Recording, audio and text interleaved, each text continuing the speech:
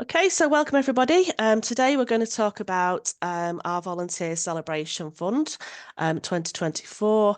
Um, oops. Just a bit of a background to the fund itself. So, Volunteers Week, there's a week every year where basically volunteers are celebrated. This year it's on the 3rd to 9th of June. So we've launched the fund a little earlier this year, so that if you want to hold an event or activity in that week, you can do so. But I'll get onto the sort of timeline a little bit later. So the background to this fund is that it gives groups such as yourselves the opportunity to thank your volunteers and say thank you for the amazing contributions that your volunteers make to your organisations. Most funding pots really don't sort of cater for that. We've done it for a few years now and it's been really popular. So um, this funding is for groups across Oldham, Rochdale and Tameside, and it's linked very closely to our volunteering strategy. Some of you may have already seen that, which was launched quite recently, which sets out our vision for volunteering. And a key strand of that strategy is focusing on awareness and appreciation. So it's about ensuring that volunteers are recognised and that the public are aware of volunteering opportunities available. So through the Volunteer Celebration Fund, what we hope to do is give groups the opportunity to say thank you to the volunteers, recognise the importance of the contribution and the commitments. It can also be give you an opportunity to focus on recruitment of new volunteers as well, and in particular how you might look to diversify in your team. And when thanking your volunteers, it's an opportunity to thank each and every one of them. So that can be from your trustees, campaigners, carers, fundraisers. It's just a really good opportunity to think about the fantastic contribution that all your volunteers make. And it's also a chance to think about what volunteering means to you. So how you can celebrate people from every walk of life who are getting involved in volunteering. And this is an opportunity, like I say, to help you recruit. So, the priorities of the fund. So, grants of up to £500 are available, and they're for events and activities that include one or more of the following. So, recruitment, that's sort of involving new volunteers to help run your group or support your organisation, which are inclusive and flexible and to meet the diverse communities across Oldham, Rochdale and Tameside. Retaining with volunteers, I mean, obviously that's really important. As volunteers, we all recognise how important volunteers are and the experience that they gain. So it's an opportunity. This fund gives you an opportunity to create opportunities for your volunteers to feel connected, valued, and supported. Sorry, I should have mentioned before, I will be sending a copy of these slides around, so you don't need to worry about taking notes, and various links are in the slides as well. Finally, it's an opportunity to recognise your volunteers. So just to celebrate them and say thank you. Everyone's very busy and sometimes it's just great to be able to take that time and have the opportunity to step back and really thank your volunteers and sort of stress the difference that they make to your communities and the contribution towards your organisations. What can the grant be spent on? It's not a huge amount of money. So what we've limited the expenditure on is venue hire, things like venue hire, marketing and publicity, entertainment activity costs, things like refreshments, t-shirts and other merchandise. Quite a lot of groups like to make the volunteers feel valued by having a t-shirt with the logo on, so it's some kind of a kind of uniform so people feel as part of the team, and things like awards and certificates as well. We have a general guide, which we ask you to try and limit that to £30 a person. So if that's a direct reward to a volunteer, we try to limit that to £30 a person. Sometimes, for example, groups will take the volunteers out for a nice meal, but obviously where you've got larger groups of volunteers, the maximum amount is £500. Obviously, if you're doing a big event where you're aiming at recruitment, you're going to be inviting lots of people along. That's a little bit different, but we'll look at it on a case-by-case basis. But if you're thinking about reward, if your main purpose is to reward volunteers, try and sort of think about that £30 general guide. Staff and training costs are eligible for funding. The reason we did that is we found there are often other funding pots available that will provide for that. But if you need any support to find other sources of funding, then obviously our development teams in whichever locality you're based in can help you with that support. So who can apply? So we're looking for those groups, such as yourselves, that are locally rooted or actively working in Oldham, Rochdale, and or Tameside. Um, if you're working across more than one locality, there is an option in the application form to tick that, and then we'll discuss between the different localities how we're going to fund that.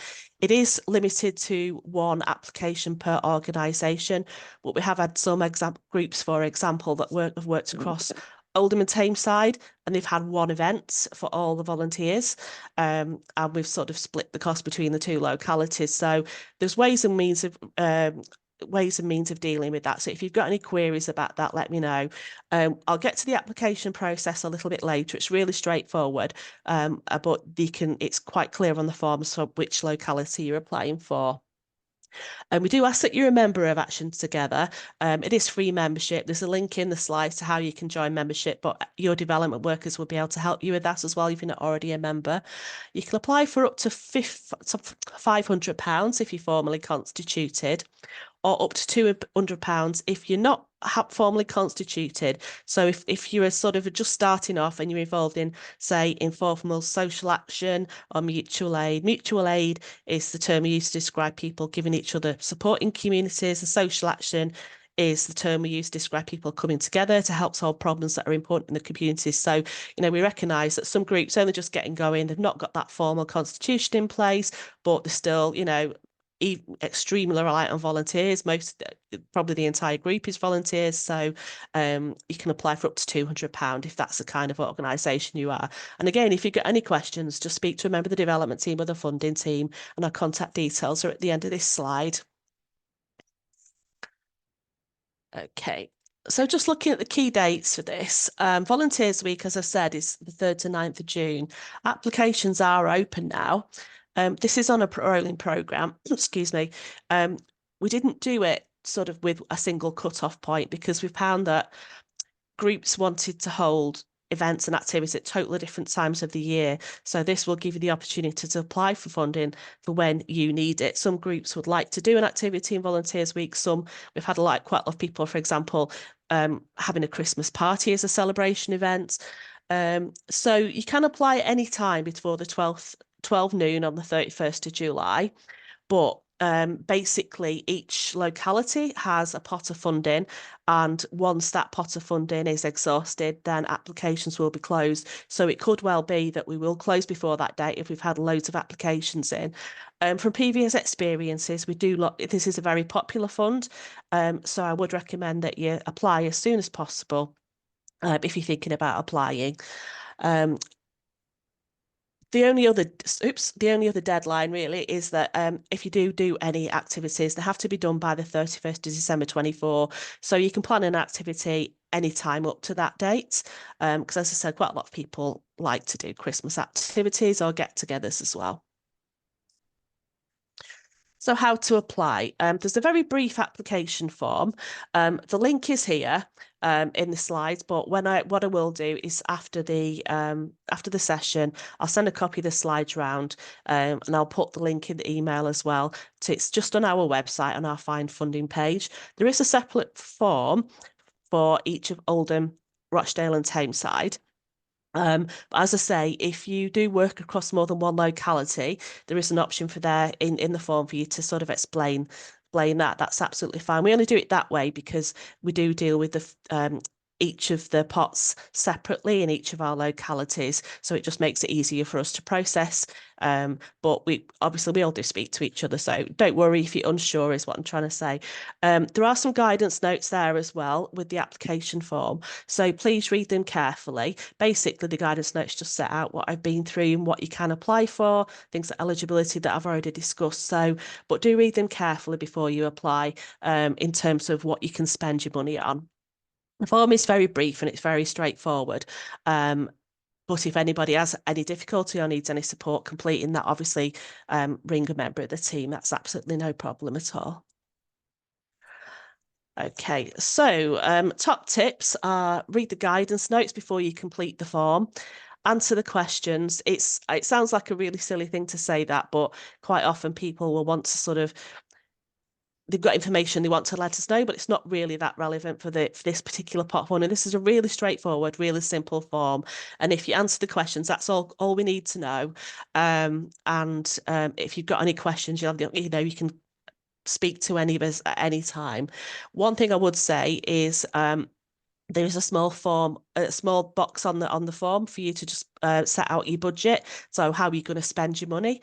I would say try and be as clear as possible on that because that's where we get the most questions from people who are looking at the applications. So just be as explicit. I know sometimes it is a best estimate, but if you can be as clear as possible in terms of how you're going to spend the money, it just saves us coming back to you with questions at the end of the day as well. And also it helps us to work out whether sort of it fits within the recommended sort of £30 per head per volunteer. If not sure, just ask. You can either contact the funding team at this email address. A lot of you already will have, I know your development workers that you're working with. So, and then I'll put contact details at the end of the slides as well.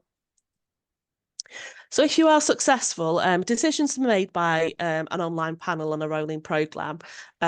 So it's basically we do them as we get them in. So it is a quick turnaround, a really fast turnaround. What I would say is that if you are successful, we do appreciate that things change sometimes. So, for example, event you've planned can't go ahead because people are ill or whatever, or circumstances change. If you need to change anything, please just come back to us and let us know. It's better that you sort of flag it up with us as soon as you're aware of something changing and we can sort that out with you. But we just, need to be able to sort of for our own purposes record what's happened. And then we will ask you to complete a really, really brief report at the end of the activity. It's really just so we can sort of show what's happened with the funding, but we really want to capture the story and what impact it's made on your volunteers. So we always welcome sort of pictures, videos to help you tell, so you can tell your story. We're just really interested to find out, what the fund has done, how has it helped you, what impact it's made on the volunteers, because what we'll do after this round, we'll review it again and see if we need to make any changes for next year. We're always constantly reviewing and adapting our funds. So it helps us then to decide if we want to do it next year, if we can do it next year, or if we need any changes to the priorities, or, if something hasn't worked in the process, then we can change that as well. So it's the monitoring isn't to sort of check up on you, it's to find out how it's worked, to help to hear your story and to help us sort of plan for future funding pots as well.